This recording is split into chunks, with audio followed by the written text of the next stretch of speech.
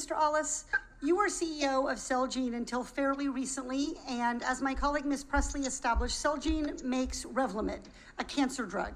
Do you know what the price of Revlimid was when it first hit the market in 2005? I don't remember the number, but it was Reclaiming 200 my time. or... Reclaiming my time. It was $215 for one pill. Do you know what the price of Revlimid was in 2013? I can look it up, but I don't recall. I don't have it in front of me. $412 per pill. How about the price? Let's get into more recent where your memory may be jogged. How about 2017? I would say approximately $700 a pill, but I don't have it in front of me. $719 per pill, and today, Revlimid costs $763 per pill. I'm curious, did the drug get substantially more effective in that time? Did cancer patients need fewer pills?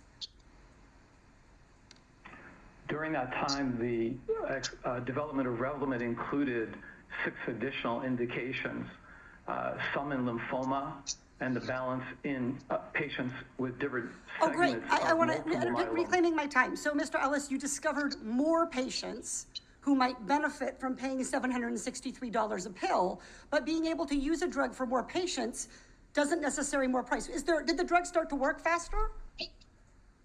Were there fewer side effects? How did you change the formula or production of Revlimid to justify this price increase?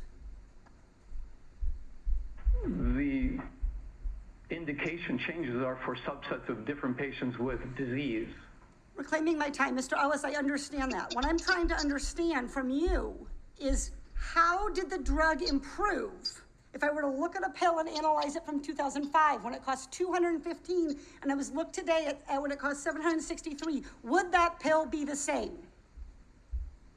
I understand your question about the pill. The manufacturing for it would be the same. Great, thank you. So to put that in perspective, you hiked the price by $500 when the average Orange County senior only has $528 left in their bank account after they've paid their basic monthly expenses. The average Orange County senior can't even afford one pill. And you said recently that nobody pays the list price, but that is not correct. Do uninsured patients sometimes pay the list price?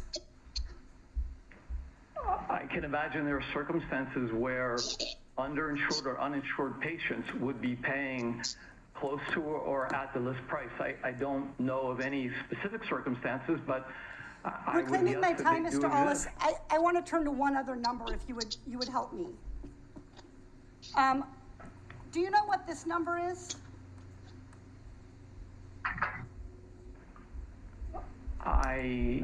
Does it ring any bells? But I think you're referring to my compensation in some way.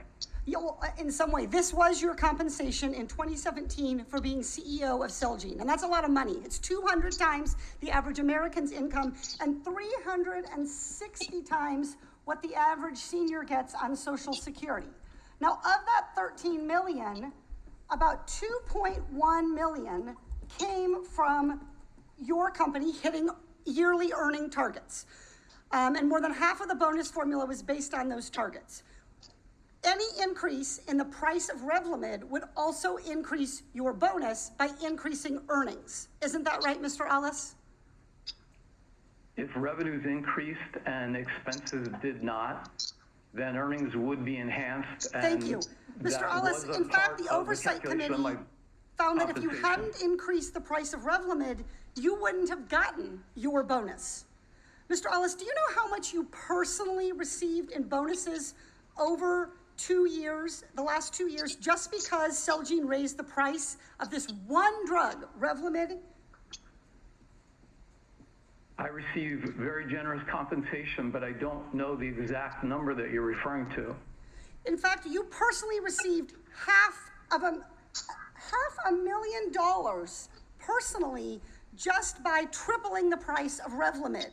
So to recap here, the drug didn't get any better, the cancer patients didn't get any better, you just got better at making money. You just refined your skills at price gouging. And to be clear, the taxpayers spent $3.3 billion on Revlimid, 3.3 Medicare, 3.3 billion.